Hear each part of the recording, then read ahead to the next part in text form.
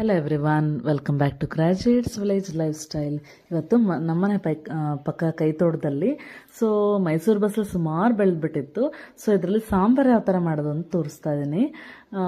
ಒಂದೇ ಒಂದು ಅರೆ ಹಚ್ಚಿದೆ ಅಷ್ಟೇ. ಇದು ತುಂಬ ಚೆನ್ನಾಗಿ ಹರಡ್ಕೊಂಡ್ಬಿಟ್ಟಿದೆ, ತುಂಬ ಚೆನ್ನಾಗಿ ಬೆಳೆದಿದೆ ಇದು.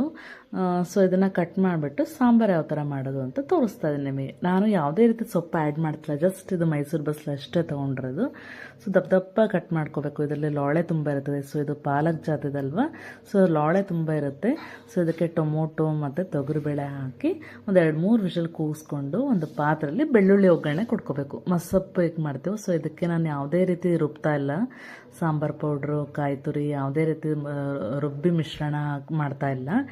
ಜಸ್ಟ್ ಎಲ್ಲದು ಸಾಂಬಾರು ಪೌಡ್ರು ಹಂಗೆ ಮೇಲೆ ಮಿಕ್ಸ್ ಮಾಡಿ ಮಾಡ್ತಾಯಿದ್ದೀನಿ.